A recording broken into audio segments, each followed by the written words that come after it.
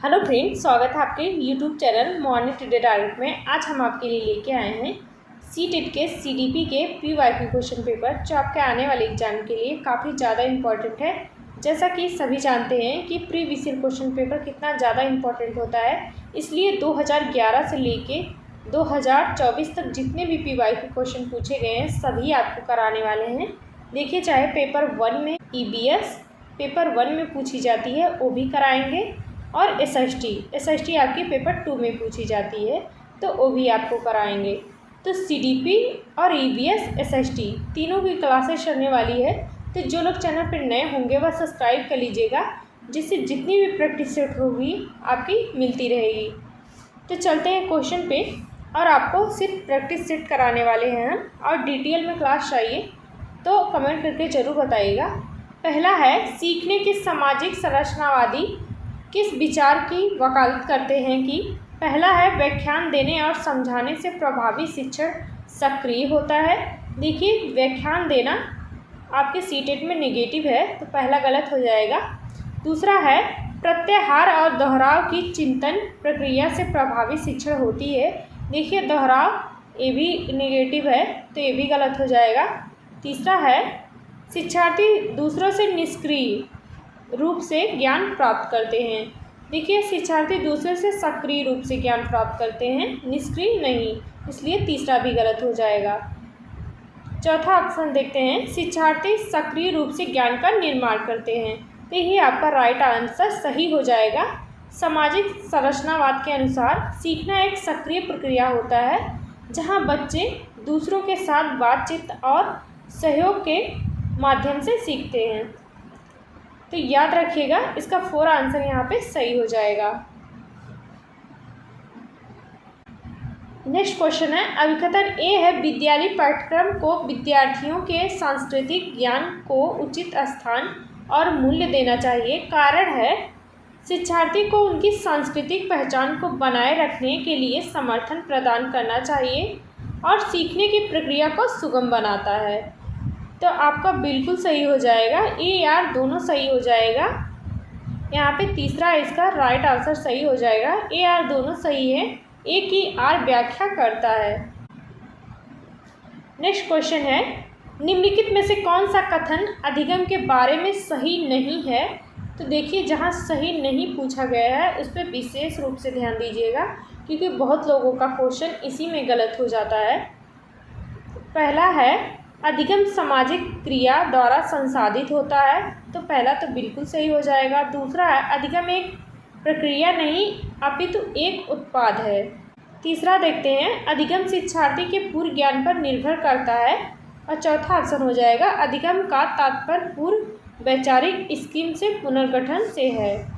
तो इसमें कौन सा अधिगम के बारे में सही नहीं है वह हो जाएगा यहाँ पे इसका राइट आंसर सेकेंड हो जाएगा, अधिगम एक प्रक्रिया नहीं अपितु एक उत्पाद है। तो यही आपका गलत हो जाएगा जो पूछा है। अधिगम एक निरंतर और गतिशील प्रक्रिया है, ना कि केवल एक अंतिम उत्पाद है, इसलिए यह गलत हो जाएगा। तो आपका राइट आंसर यहाँ पे सेकेंड ऑप्शन सही हो जाएगा। नेक्स्ट क्वेश्चन है, विकास के क्रम में बच्चे सूक्ष्म पेशी कौशल से पहले सकल पेशी कौशल विकसित करते हैं। यह दर्शाता है कि पहला है रेखीय, दूसरा है समीप दूराभिमुख। तो यही आपका राइट आंसर सेकेंड ऑप्शन सही हो जाएगा। विकास के क्रम में बच्चे सूक्ष्म पेशी कौशल से पहले सकल पेशी कौशल विकसित करते हैं, यह क्या दर्शाता है। तो कौन सा विकास, यह हो जाएगा समीप दूराभिमुख विकास हो जाएगा। इसका सेकेंड ऑप्शन यहाँ पे सही हो जाएगा। नेक्स्ट क्वेश्चन है, विकास के किस पहलू में तर्क चिंतन और समस्या समाधान की व्याख्या की जाती है। तो पहला है नैतिक विकास, दूसरा है गतिक विकास, तीसरा है सामाजिक विकास, चौथा ऑप्शन हो जाएगा संज्ञानात्मक विकास। तो विकास के किस पहलू में तर्क चिंतन और समस्या समाधान की व्याख्या की जाती है, तो वह हो जाएगा संज्ञानात्मक विकास हो जाएगा। इसका यहाँ पे 4 ऑप्शन सही हो जाएगा। नेक्स्ट क्वेश्चन है, रस्सी कूदते समय पैर में रस्सी फंसने के कारण आउट होने के बाद अरू कहती है कि उसे रस्सी ने जानबूझकर आउट किया है। जीन पियाजे के संज्ञानात्मक विकास सिद्धांत के किस अवस्था में बच्चे इस तरह के तर्क देते हैं? तो कौन सी अवस्था हो जाएगी?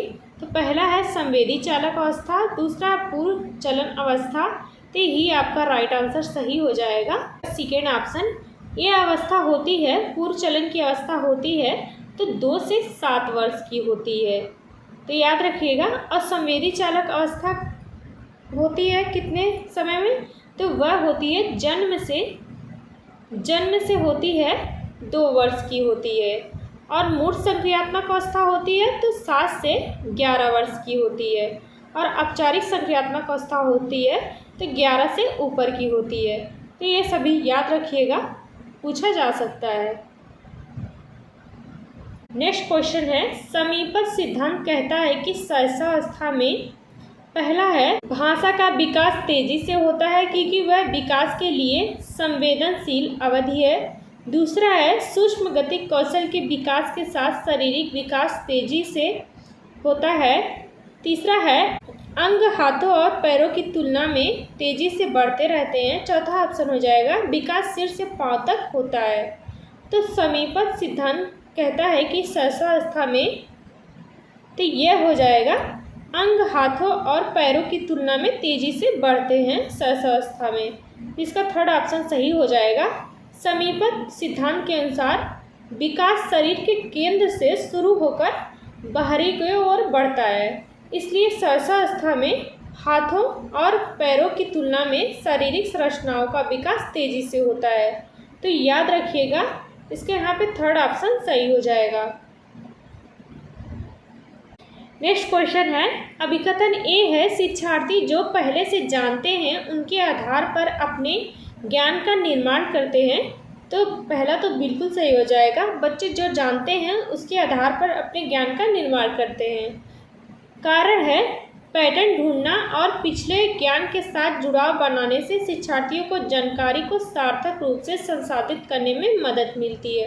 तो यहाँ पे कारण भी सही है, तो इसलिए यहाँ पे इसका राइट आंसर सही हो जाएगा। ए आर दोनों सही है, ए की आर व्याख्या करता है, तो इसका यहाँ पे थर्ड ऑप्शन सही हो जाएगा। नेक्स्ट क्वेश्चन है, बच्चों द्वारा बचपन अलग अलग संस्कृतियों में अलग अलग तरीके से अनुभव किया जाता है। तो पहला तो बिल्कुल सही हो जाएगा। कारण है बच्चों का विकास सार्वभौमिक होता है, यहाँ पे आर गलत हो जाएगा, तो इसका राइट आंसर सही हो जाएगा। ए सही है लेकिन आर गलत हो जाएगा। नेक्स्ट क्वेश्चन है,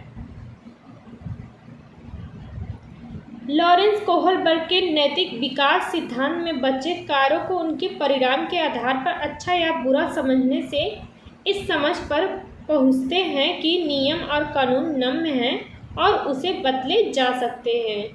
कारण है लॉरेंस कोहलबर्ग का तर्क है कि नैतिक विकास क्रमिक रूप से चरणों में होता है। इसका राइट आंसर यहाँ पे सही हो जाएगा। ये आर दोनों सही हो जाएगा।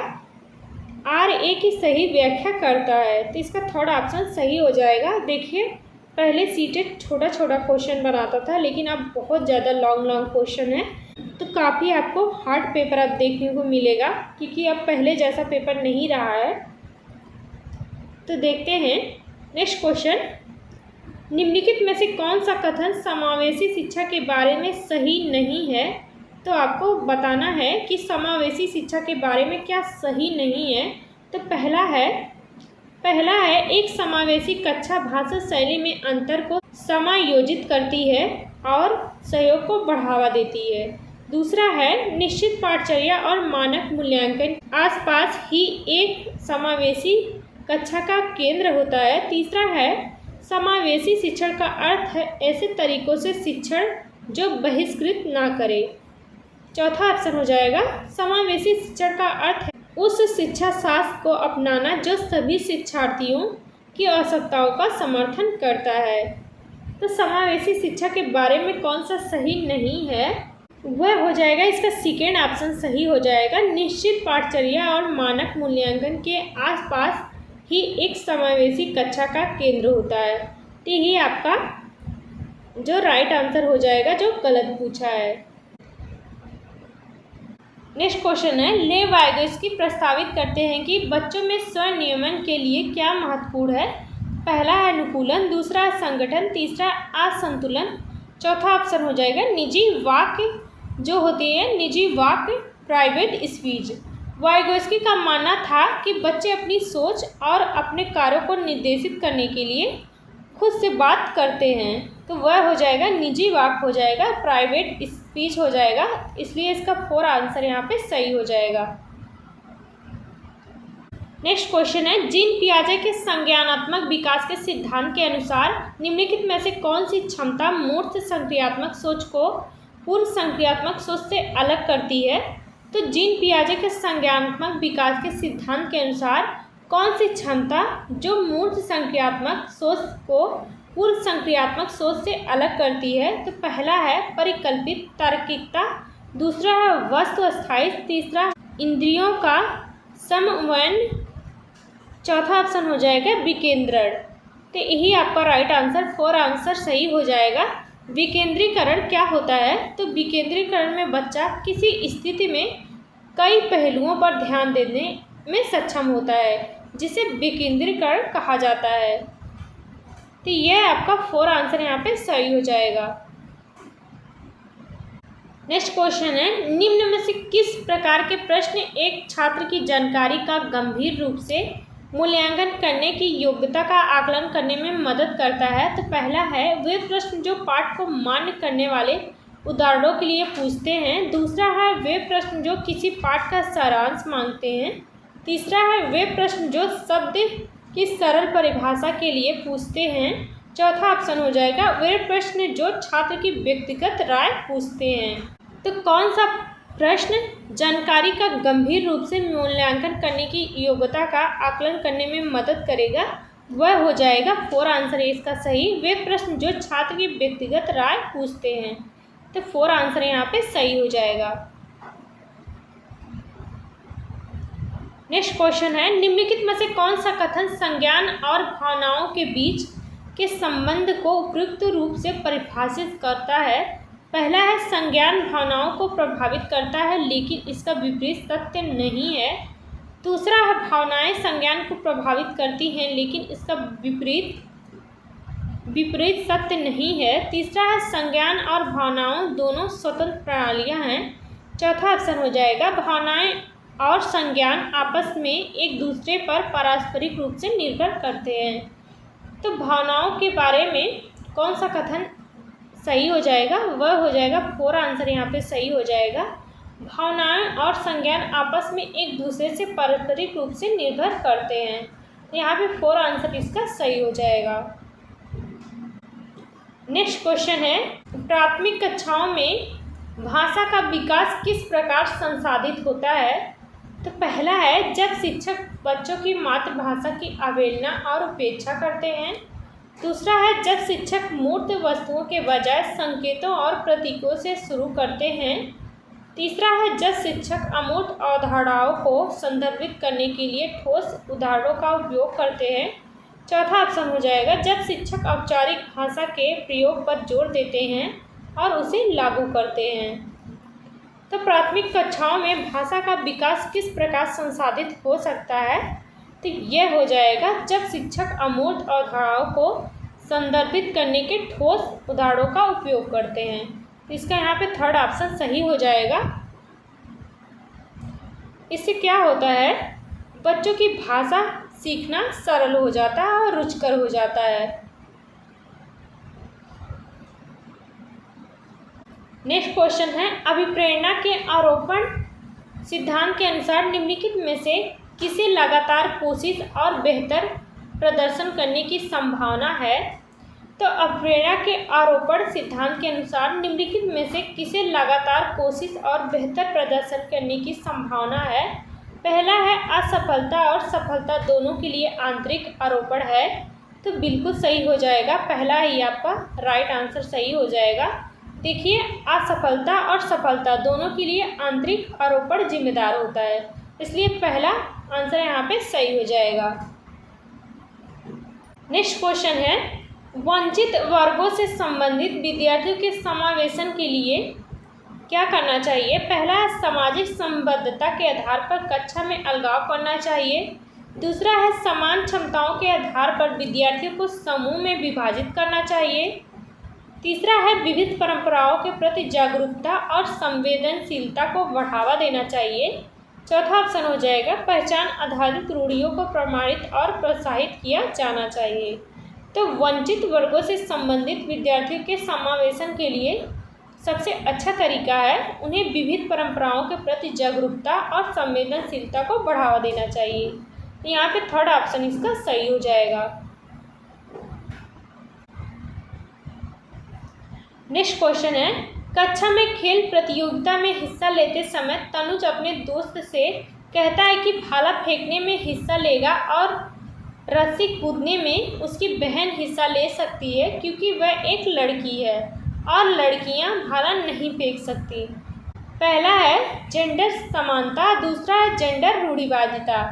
तो यह जेंडर रूढ़िवादिता को प्रदर्शित करता है।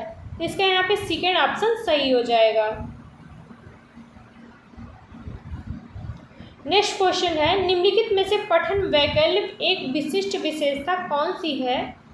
तो पठन वैकल्पिक की कौन सी विशेषता है? पहला है शारीरिक समन्वय में कठिनाई, दूसरा स्थानिक समझ जानकारी में कठिनाई, तीसरा रचनात्मक समस्या समाधान में कठिनाई, चौथा ऑप्शन हो जाएगा ध्वन्यात्मक प्रसंस्करण में कठिनाई। तो पठन वैकल्प से कौन से संबंधित है? वह हो जाएगा फोर आंसर ध्वन्यात्मक प्रसंस्करण में कठिनाई हो जाएगा। इसका फोर आंसर यहाँ पे सही हो जाएगा।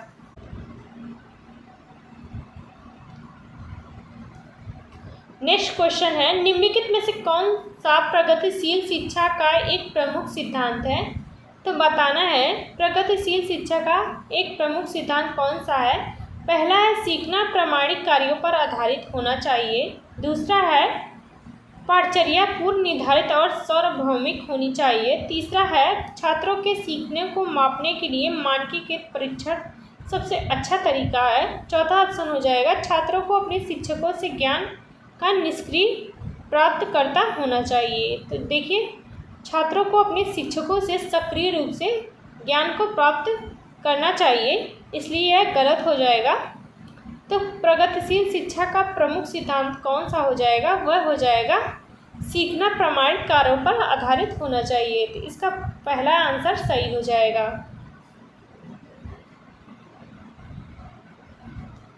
नेक्स्ट क्वेश्चन है, बाध्यता एक है स्थिति है जबकि अक्षमता एक स्थिति है। तो क्रियात्मक शारीरिक, दूसरा सामाजिक मनोवैज्ञानिक, तीसरा है जैविक कार्यात्मक, चौथा ऑप्शन हो जाएगा कार्यात्मक जैविक। तो बाध्यता एक स्थिति है तो वह हो जाएगी जैविक, अक्षमता एक स्थिति है वह हो जाएगी कार्यात्मक हो जाएगा। तो इसका यहाँ पे थर्ड ऑप्शन सही हो जाएगा। नेक्स्ट क्वेश्चन है, निम्न में से कौन सा आलंबन के उदाहरण है? पहला है बोलकर सोचो, दूसरा संकेत और इशारे, तीसरा प्रश्न पूछना, चौथा ऑप्शन हो जाएगा आधा हल किया हुआ उदाहरण देना और पांचवा हो जाएगा रटकर और दोहराव। तो यही पांचवा आपका गलत हो जाएगा, नहीं तो बाकी सब सही है। इसलिए इसका राइट आंसर यहाँ पे सही हो जाएगा। पहला, दूसरा और चौथा सही हो जाएगा, तो इसलिए इसका राइट आंसर यहाँ पे पहला आंसर सही हो जाएगा।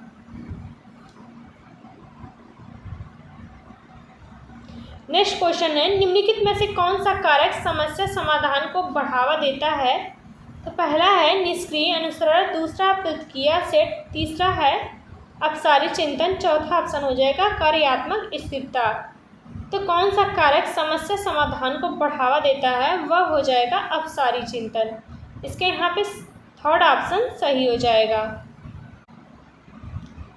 नेक्स्ट क्वेश्चन है, अपसारी चिंतन क्या है जबकि अभिसारी चिंतन क्या है?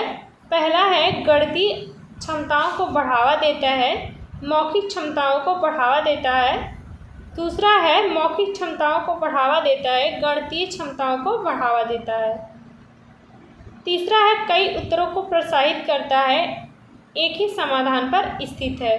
देखिए अपसारी चिंतन होता है वह कई उत्तरों को प्रोत्साहित करता है और जो अभिसारी चिंतन होता है तो एक ही समाधान पर स्थित होता है, इसलिए इसका थर्ड ऑप्शन यहाँ पे सही हो जाएगा। नेक्स्ट क्वेश्चन है, निम्नलिखित में से किसे रचनात्मक मूल्यांकन नहीं माना जाएगा। तो इसमें से बताना है किसे रचनात्मक मूल्यांकन नहीं माना जाएगा। पहला है, एक मूल्यांकन कार जो मापदंड के एक मानक पैमाने के अनुसार छात्रों की तुलना करने में सहायक होता है। तो यही आपका पहला ही आंसर सही हो जाएगा। देखिए, रचनात्मक मूल्यांकन नहीं माना जाएगा, वह हो जाएगा एक मूल्यांकन कार्य जो मापदंड के एक मानक पैमाने के अनुसार छात्रों की तुलना करने में सहायक होता है। देखिए, छात्रों की तुलना नहीं करनी है, इसलिए इसका पहला ही सही हो जाएगा। नेक्स्ट क्वेश्चन है, निम्नलिखित में से उपयोगी प्रतिपुष्टि की एक विशेषता कौन सी है। पहला है, यह केवल परिणामों पर केंद्रित होती है। दूसरा है, यह सामयिक और विशिष्ट होती है। तीसरा है, यह केवल कार्य के अंत में ही दी जाती है। चौथा ऑप्शन हो जाएगा, यह व्यापक और समान होती है। तो उपयोगी प्रतिपुष्टि की कौन सी विशेषता हो जाएगी। तो यह हो जाएगा इसका राइट आंसर, यहाँ पे सेकंड ऑप्शन सही हो जाएगा। यह सामयिक और विशिष्ट होती है, इसका सेकंड ऑप्शन सही हो जाएगा। नेक्स्ट क्वेश्चन है, हार्वर्ड गार्टनर के बहुबुद्धि के सिद्धांत के अनुसार निम्नलिखित में से कौन सा सेट बुद्धि और उनके संबंधित विशेषताओं को सही मेल का प्रतिनिधित्व करता है। पहला है, संगीतमय बुद्धि यानी प्रदर्शन या रचना करने के कौशल। दूसरा है, स्थानिक बुद्धि, प्रकृति वातावरण की सराहना करने के कौशल। तीसरा है, अंतः व्यक्तित्व बुद्धि, जो दूसरों के समझने और उनके साथ संबंध स्थापित करने के कौशल। तो देखिए, कौन सी बुद्धि जो मेल खाती है हार्वर्ड गार्टनर के, वह हो जाएगा पहला ही आंसर, संगीतमय बुद्धि प्रदर्शन या रचना करने के कौशल से संबंधित हो जाएगा, इसलिए इसका फर्स्ट आंसर यहाँ पे सही हो जाएगा। नेक्स्ट क्वेश्चन है, निम्नलिखित में से कौन आंतरिक अभिप्रेरणा का सही वर्णन करता है। पहला है, अभिप्रेरणा जो दूसरों के साथ प्रतिस्पर्धा से आती हो। दूसरा है, अभिप्रेरणा जो दंड के भय से आती है। तीसरा है, अभिप्रेरणा जो बाहरी पुरस्कारों से आती है। चौथा ऑप्शन हो जाएगा, अभिप्रेरणा जो कार्य के व्यक्तिगत आनंद से आती है। तो आंतरिक अभिप्रेरणा का सही वर्णन कौन करेगा, वह हो जाएगा अभिप्रेरणा जो कार्य के व्यक्तिगत आनंद से आती है। इसका फोर आंसर यहाँ पे सही हो जाएगा। इस क्लास का लास्ट क्वेश्चन देखते हैं। देखिए, आप लोग इसका राइट आंसर आप लोगों को कमेंट बॉक्स में बताना है। तो मिलते हैं नेक्स्ट क्लास में। अगर क्लास अच्छी लगी हो तो अपने दोस्तों के साथ ज़रूर शेयर कीजिएगा और लाइक सब्सक्राइब कर दीजिएगा। देखिए, जैसा कि मैं बार बार नहीं कहती हूँ, तो आप लोग कर दिया करिए। तो मिलते हैं नेक्स्ट क्लास में।